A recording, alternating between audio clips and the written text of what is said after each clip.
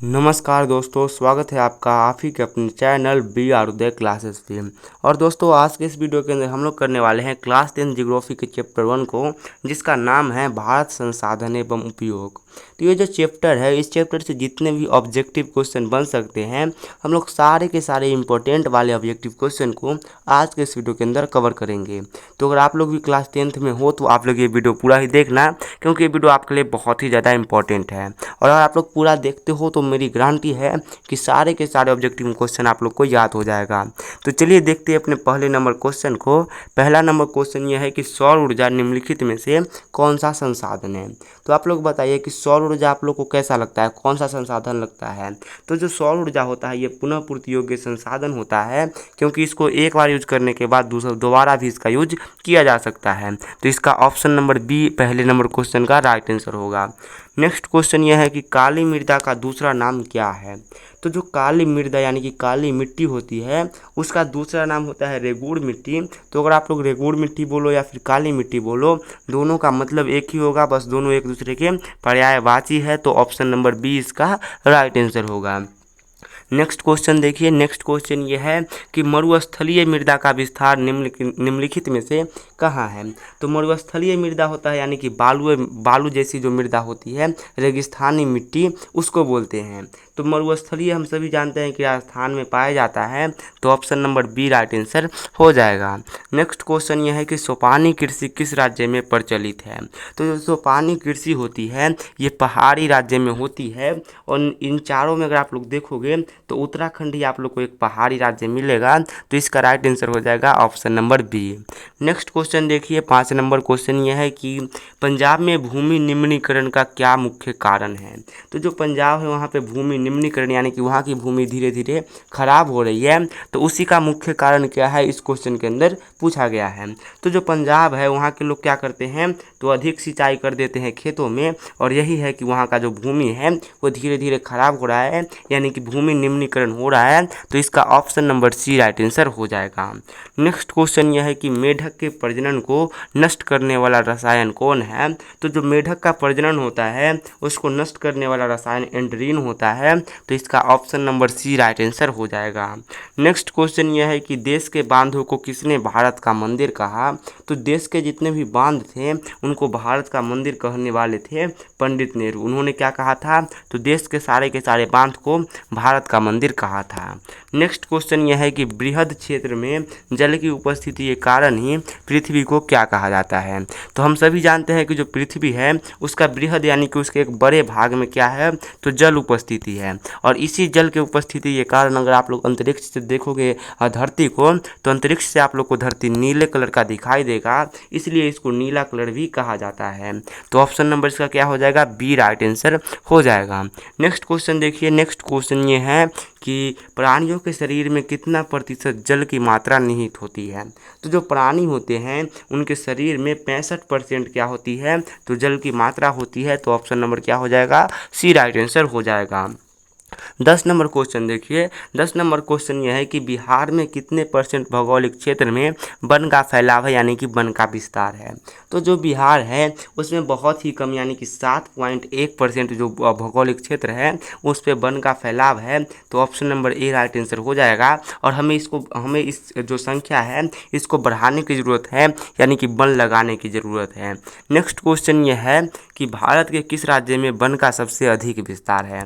तो जो भारत का मध्य प्रदेश राज्य है इसमें सबसे अधिक वन है। तो ऑप्शन नंबर क्या हो जाएगा इसका, सी राइट आंसर हो जाएगा। नेक्स्ट क्वेश्चन यह है कि भारत का राष्ट्रीय पक्षी क्या है। और ये सबसे आसान क्वेश्चन है, लेकिन उतना ही वीवीआई यानी कि इम्पोर्टेंट क्वेश्चन है, क्योंकि एग्जाम के अंदर ये बहुत बार मतलब 5 दफ़ा से ज़्यादा बार पूछा गया है। तो देखते हैं कि भारत का राष्ट्रीय पक्षी कौन है। हम सभी जानते हैं कि मयूर होता है, और मयूर किसको कहा जाता है, तो मोर को मयूर भी कहा जाता है। नेक्स्ट क्वेश्चन यह है कि चरक का संबंध किस देश से है? तो जो चरक पौधा होता है इसका संबंध भारत से है, तो ऑप्शन नंबर क्या हो जाएगा? बी राइट आंसर हो जाएगा। अब नेक्स्ट क्वेश्चन आप लोग देख लीजिए 14 नंबर। तो 14 नंबर क्वेश्चन ये है कि प्राकृतिक संसाधन के संरक्षण हेतु 1968 में कौन सा कन्वेंशन हुआ था? तो प्राकृतिक संसाधन जब खत्म होने लगे तो उसके संरक्षण हेतु यानी कि उसके संरक्षण के लिए 1968 में अफ्रीकी कन्वेंशन हुआ था।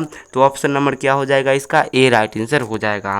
15 नंबर क्वेश्चन को देखिए। तो 15 नंबर क्वेश्चन ये है कि इनमें से कौन ऐसा जीव है जो केवल भारत में पाया जाता है? तो इन चारों में अगर आप लोग देखोगे तो डॉल्फिन एक ऐसा जीव है जो केवल भारत में पाया जाता है, तो option number B right answer हो जाएगा। नेक्स्ट क्वेश्चन ये है कि किस खनिज को उद्योग की जननी कहा जाता है?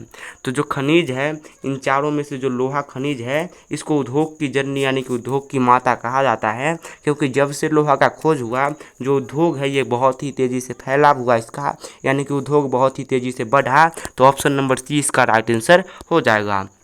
17 नंबर क्वेश्चन को देखिए। 17 नंबर क्वेश्चन यह है कि एल्युमिनियम बनाने के लिए किस खनिज की आवश्यकता होती है? तो अगर आप लोग को एल्युमिनियम बनाना है तो उसके लिए आप लोग को बॉक्साइट खनिज की आवश्यकता होगी, तो इसका क्या हो जाएगा? ऑप्शन नंबर डी बिल्कुल ही राइट आंसर होगा। 18 नंबर क्वेश्चन देखिए। 18 नंबर क्वेश्चन यह है कि सीमेंट उद्योग का सबसे प्रमुख कच्चा माल क्या है? तो सीमेंट जो उद्योग है उसका सबसे प्रमुख कच्चा माल है चूना पत्थर, यानी कि चूना पत्थर का बहुत ही प्रमुखता से यूज किया जाता है सीमेंट बनाने में, तो इसका क्या हो जाएगा? Option number A right answer हो जाएगा। 19 नंबर क्वेश्चन देखिए। 19 नंबर क्वेश्चन यह है कि प्राथमिक ऊर्जा का उदाहरण क्या है? प्राथमिक ऊर्जा वैसे ऊर्जा को कहते हैं जिसका यूज पहले से ही होते आ रहा है, तो इन चारों में से जो कोयला है ये प्राथमिक ऊर्जा का उदाहरण है, क्योंकि इसका यूज बहुत ही पहले से किया जा रहा है। विद्युत का यूज हम लोग नए नए कर रहे हैं, पेट्रोलियम का यूज भी नए नए कर रहे हैं, और प्राकृतिक गैस का भी यूज हम लोग नए नए कर रहे हैं।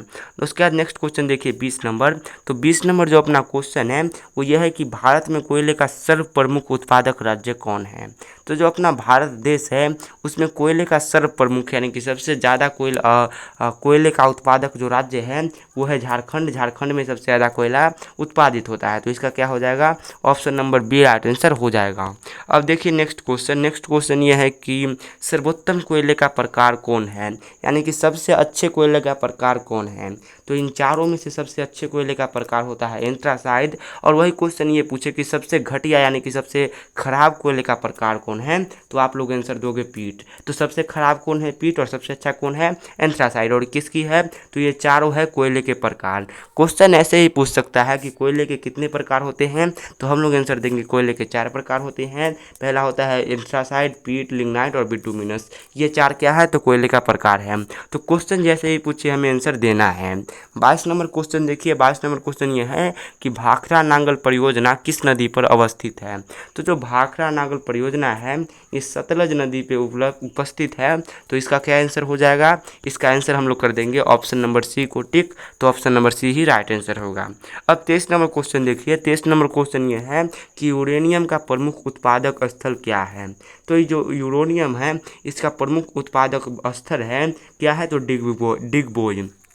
ठीक है, क्या होता है? तो नहीं, यूरेनियम का प्रमुख जो उत्पादक स्थल है ये है जादूगोड़ा। तो जादूगोड़ा नाम का एक स्थान है यानी कि स्थल है, और वहाँ पे क्या होता है? तो यूरेनियम का प्रमुख रूप से उत्पादक होता है। तो 23 का हो जाएगा option number D right answer. ठीक है, नेक्स्ट क्वेश्चन आप लोग देखिए 24 नंबर। 24 नंबर क्वेश्चन ये है कि एशिया का सबसे बड़ा परमाणु विद्युत गृह क्या है? तो जो एशिया महाद्वीप है इसका सबसे बड़ा परमाणु विद्युत गृह है तारापुर में। और तारापुर कहाँ है? तो तारापुर है अपना महाराष्ट्र में। ठीक है, तो ये भी क्वेश्चन पूछ सकता है कि तारापुर कहाँ है। साथ ही क्वेश्चन ये भी पूछेगा कि एशिया का सबसे पुराना यानी कि सबसे पहला परमाणु विद्युत गृह कौन है? तो एशिया का सबसे पुराना विद्युत गृह भी तारापुर है और सबसे बड़ा भी तारापुर ही है। नेक्स्ट क्वेश्चन आप लोग देखिए 25 नंबर। 25 नंबर क्वेश्चन यह है कि झारखंड के झरिया क्षेत्र में मुख्यतः क्या पाया जाता है? तो झारखंड का जो झरिया क्षेत्र है उसमें मुख्य रूप से कोयला पाया जाता है, और कोयला का सबसे बड़ा उत्पादक उत्पादक राज्य कौन है, तो कोयला का सबसे बड़ा उत्पादक राज्य है झारखंड। तो इसका क्या हो जाएगा, इसका हो जाएगा ऑप्शन नंबर डी, बिल्कुल ही राइट आंसर। तो होप कि आप लोग का आज का वीडियो पसंद आएगा। हमने आज के इस वीडियो में क्या किया, तो जो क्लास 10 ज्योग्राफी का चैप्टर 1 है उसके ऑब्जेक्टिव क्वेश्चन को किया।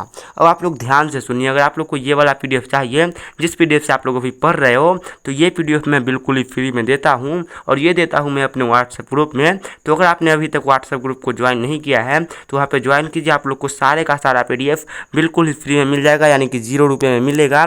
तो बिल्कुल ही फ्री में पीडीएफ लेने के लिए क्या करो, व्हाट्सएप ग्रुप को ज्वाइन करो। उसके बाद नेक्स्ट चीज़ ये है कि अगर आप लोग को ये वीडियो पसंद आई तो एक लाइक कर दीजिएगा, ठीक है। साथ ही अपने दोस्तों के साथ शेयर कर दीजिएगा ताकि उनका भी कुछ फ़ायदा हो।